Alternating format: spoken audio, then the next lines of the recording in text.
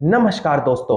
मैं दीपक शर्मा अंग्रेज आपका स्वागत करता हूं द लीगल चैम्बर में। अब दोस्तों, आज की वीडियो में मैं एक बड़ा महत्वपूर्ण टॉपिक आप लोगों को कवर करके देने वाला हूं। जी हां, आज हम बात करेंगे कि अगर कोर्ट की तरफ से या फिर किसी वकील की तरफ से आप लोगों को लीगल नोटिस भेजा जाता है तो ऐसी कंडीशन में आपको क्या करना चाहिए। सबसे पहली चीज, क्या आपको उस नोटिस को एक्सेप्ट करना चाहिए या फिर आपको मना कर देना चाहिए कि मैं इस नोटिस को नहीं लेने वाला। इसके अलावा क्या आपको वो नोटिस अपने फैमिली मेंबर या रिलेटिव की तरफ से रिसीव करना चाहिए। सेकंड चीज, अगर आप लोगों ने 1% नोटिस रिसीव कर लिया तो क्या उसका जवाब देना अनिवार्य होता है। अगर आप उस नोटिस का जवाब नहीं देते तो क्या फ्यूचर में जाकर वो आपके खिलाफ भी साबित हो सकता है। इसके अलावा एक प्रॉपर नोटिस के अंदर क्या होना चाहिए, किस तरीके से नोटिस ड्राफ्ट होना चाहिए, या फिर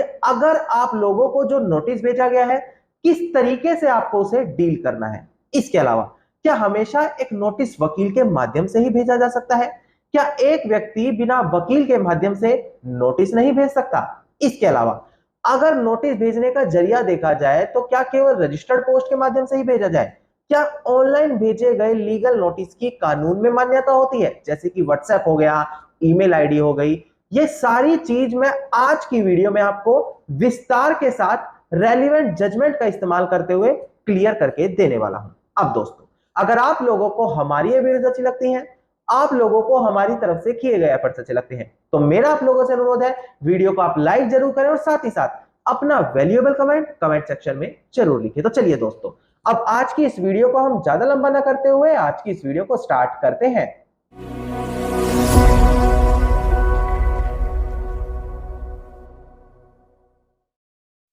अब दोस्तों, सबसे पहला क्वेश्चन आता है कि आखिरकार लीगल नोटिस क्या होता है। मैं आपको क्लियर कर दूं कि आज की वीडियो में हम बात करेंगे केवल उस नोटिस के बारे में जो एडवोकेट के माध्यम से आप लोगों को भेजा गया है। अपने अगले इस वीडियो के पार्ट में बात करेंगे उस समन वारंट के बारे में, उस नोटिस के बारे में जो कोर्ट की तरफ से आगे भेजे गए हैं आपको। अब सबसे पहले बात करते हैं लीगल नोटिस किसको कहते हैं। देखिए, लीगल नोटिस एक प्रकार की लीगल वार्निंग होती है जिसके अंदर आपको बताया जाता है कि जो लीगल नोटिस को भेजने वाला है वो आपको वार्न कर रहा है कि अगर आप लोगों ने इस लीगल नोटिस के अंदर लिखी हुई उनकी बातें नहीं मानी, उनकी शर्तों का पालन नहीं किया, तो फ्यूचर में आने वाले समय में वो आपके ऊपर एक केस भी फाइल कर सकता है। इसी को लीगल नोटिस कहा जाता है दोस्तों। अब दोस्तों, क्वेश्चन ये आता है, क्या लीगल नोटिस के आने का मतलब ही यही हो गया कि केस फाइल कर दिया गया है? जी नहीं दोस्तों। अगर एक एडवोकेट के माध्यम से आपको नोटिस भेजा जा रहा है तो वो केवल आपको वार्निंग दे रहा है कि मैं आपके ऊपर केस फाइल कर सकता हूं अपने क्लाइंट के बिहाफ से अगर इन शर्तों का पालन नहीं किया गया। किंतु अभी तक जब आपको ये लीगल नोटिस मिला है कोई केस आपके ऊपर दायर नहीं हुआ है। इसके अलावा लीगल नोटिस को भेजने से पहले भी जो आपके क्लाइंट होते हैं प्री लीगल नोटिस भी भेज सकते हैं। उसमें क्या होता है, एडवोकेट की किसी भी लेटर है या उसकी तरफ से नोटिस को भिजवाने की रिक्वायरमेंट नहीं होती। जो क्लाइंट होता है यानी कि जो लीगल नोटिस आपको भेजा है वो डायरेक्टली अपनी लैंग्वेज में आपको स्पीड पोस्ट के माध्यम से एक नोटिस भेजता है जहां पर यह लिखा जाता है कि अगर आपने with in time period in बातों को नहीं माना देन आपके ऊपर लीगल नोटिस भेजकर लीगल प्रोसेस स्टार्ट करा जाएगा।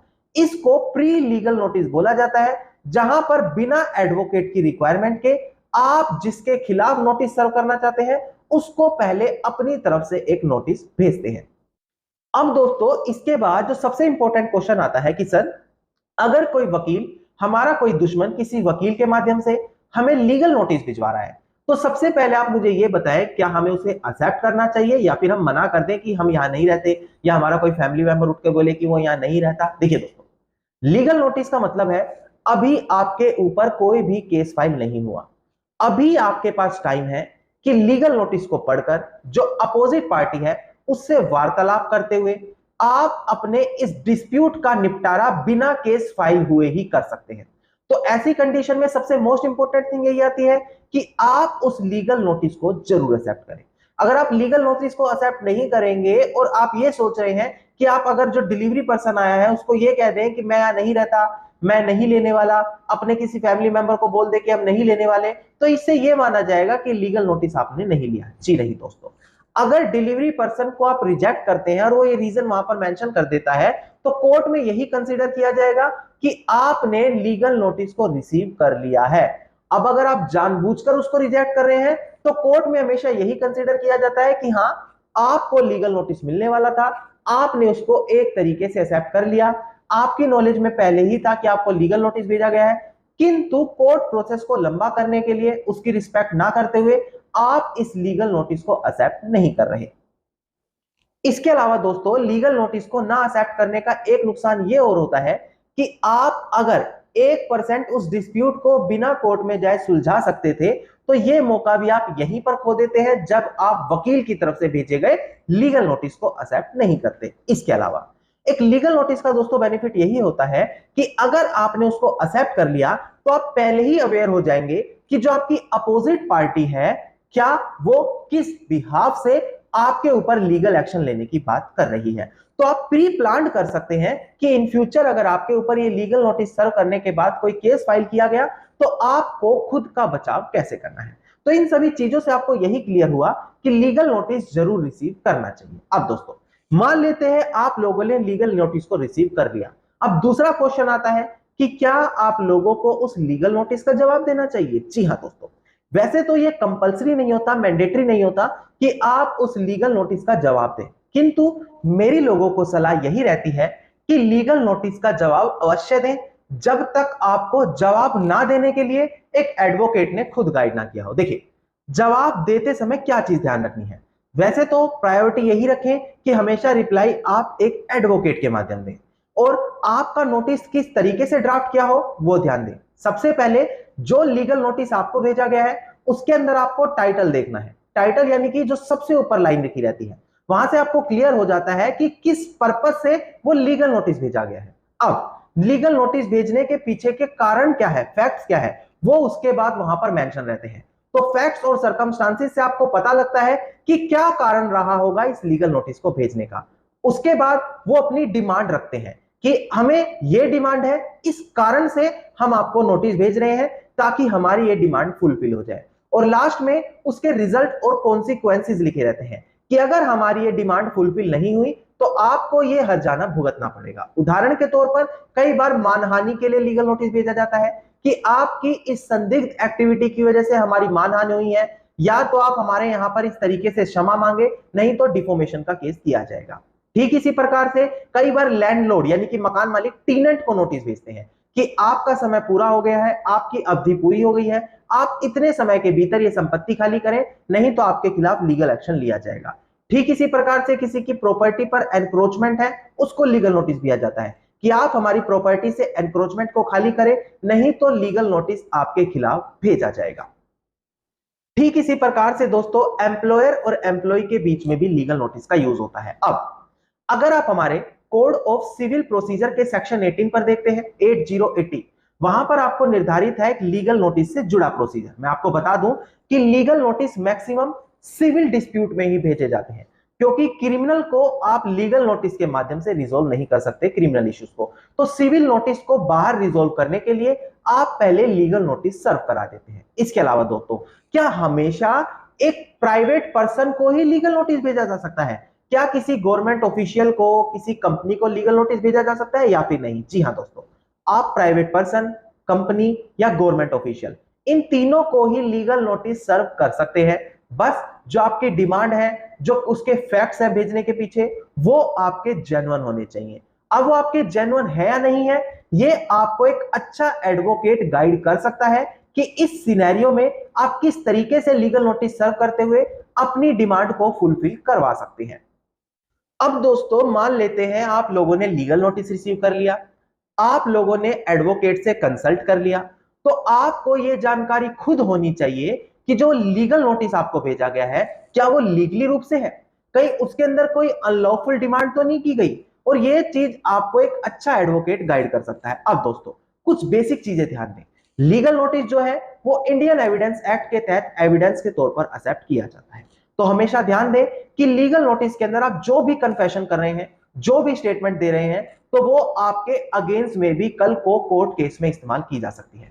तो हमेशा यही ध्यान दें कि लीगल नोटिस में ज्यादा से ज्यादा चीजों का रिप्लाई करने से बचें। मात्र जो जो आपको जरूरी है केवल उसी चीज का रिप्लाई करें। उदाहरण के तौर पर मान लेते हैं अगर आपको किसी के 10 लाख रुपए देने हैं, आपको लीगल नोटिस सर्व हुआ, तो जरूरी नहीं कि उसमें लिखे सभी फैक्ट्स को आप एक्सेप्ट करें।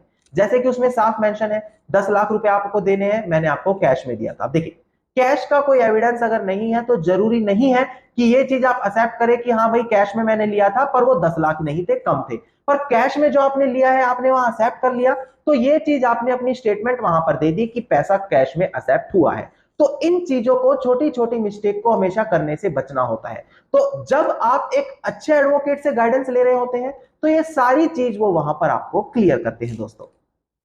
इसके अलावा दोस्तों हमेशा यही ध्यान दें कि जो आपका लीगल नोटिस भेजा जाएगा रिप्लाई के तौर पर, वो हमेशा स्पीड रजिस्टर्ड पोस्ट के माध्यम से ही भेजें। ऑर्डिनरी पोस्ट भी भेज सकते हैं पर रजिस्टर्ड पोस्ट होना अनिवार्य है। कारण क्योंकि कल को इन फ्यूचर में अगर आपको कोर्ट में अपने नोटिस को एविडेंस के तौर पर रखना पड़ गया तो आपको ये दिखाना पड़ेगा कि हमने रजिस्टर्ड पोस्ट के माध्यम से नोटिस का रिप्लाई किया है, जो विद इन टाइम पीरियड सामने वाली पार्टी को रिसीव भी हो गया था, और वो चीज बतौर एविडेंस के तौर पर कोर्ट में एक्सेप्ट होती है। इसके अलावा एक इंपॉर्टेंट चीज हो कि क्या लीगल नोटिस को ईमेल व्हाट्सएप के थ्रू रिसीव किया जा सकता है? जी हां दोस्तों, ऐसा बिल्कुल किया जा सकता है। एक रेलिवेंट जजमेंट में आपको डिस्प्ले पर दिखाकर समझा दूं, वहां पर यह कंसेप्ट आपका साफ क्लियर हो जाएगा दोस्तों। अब देखिएगा दोस्तों डिस्प्ले पर, यहां पर केस टाइटल आपको दिखाई दे रहा होगा, SBI cards private limited versus Rohit Jadhav. यहां पर ऑनरेबल सुप्रीम कोर्ट ने यही एक्सेप्ट किया था कि एक लीगल नोटिस को व्हाट्सएप, टेलीग्राम, ईमेल और फैक्स के माध्यम से बेचा जा सकता है। अगर आप व्हाट्सएप के माध्यम से लीगल नोटिस भेज रहे हैं और जो रिसीवर है वो उसको देख लेता है, तो आपको पता होगा कि व्हाट्सएप पर 2 ब्लू टिक आ जाते हैं जब उसको देखा जाता है। तो वो दोनों ब्लू टिक आना इस चीज का एविडेंस होगा कि हाँ आपका लीगल नोटिस रिसीव कर लिया गया है। और ये चीज आपके लिए बहुत इंपॉर्टेंट है क्योंकि दोनों ब्लू टिक का मतलब है कि आपका लीगल नोटिस सर्व हो चुका है। अब ये सामने वाले पर्सन की लायबिलिटी बन जाती है कि वो आपके लीगल नोटिस का जवाब दे दोस्तों। इसके अलावा दोस्तों मेरे लोगों को सलाह ये भी रहती है कि प्रायोरिटी यही रखें कि आप अपने लीगल नोटिस को इंग्लिश लैंग्वेज में ड्राफ्ट कराएं, क्योंकि all over India English language is accepted as per the legal document. तो ये चीज भी वहां पर आपको बड़ी ज्यादा बेनिफिट करती है। इसके अलावा दोस्तों कुछ बेसिक चीजों का और ध्यान रखें कि लीगल नोटिस को विद इन टाइम पीरियड भेजें। ऐसा नहीं है आपको इस महीने नोटिस रिसीव हुआ है आप 2 महीने रिप्लाई बाद दे रहे हैं, उसका कोई भी बेनिफिट नहीं मिलेगा। आपको लीगल नोटिस के अंदर एक टाइम पीरियड दिया गया है, उस टाइम पीरियड के अंदर ही अगर आपको जवाब देना अनिवार्य है तो उसका जवाब जरूर दे। अब दोस्तों लोगों के मन में क्वेश्चन ये आता है कि सर कितनी एप्लीकेबल फीस होती है लीगल नोटिस के लिए एक एडवोकेट की? देखिए ये चीज एडवोकेट टू एडवोकेट डिपेंड करती है। लेने वाले एडवोकेट इसके लिए 500 रुपए भी चार्ज करते हैं और वहीं कुछ एडवोकेट कुछ लाख रुपए भी एक सिंगल नोटिस के चार्ज करते हैं। यह डिपेंड करता है आपकी केस की कॉम्प्लेक्सिटी पर और किस एडवोकेट के थ्रू आप ये काम करा रहे हैं। धन्यवाद दोस्तों, उम्मीद करता हूं लीगल नोटिस से जुड़ी इंपॉर्टेंट इंफॉर्मेशन आप लोगों के लिए आज के वीडियो में बड़ी ज्यादा लाभदायक साबित होगी। मैंने आज आपको क्लियर किया प्रॉपर लीगल नोटिस क्या होता है, कब रिसीव करना चाहिए, कब रिसीव नहीं करना चाहिए, कब रिप्लाई करना चाहिए। अगर आप इसी प्रकार की इंफॉर्मेटिव वीडियोस रोजाना पाना चाहते हैं तो चैनल को सब्सक्राइब करते हुए नोटिफिकेशन बेल आइकन जरूर दबा दें।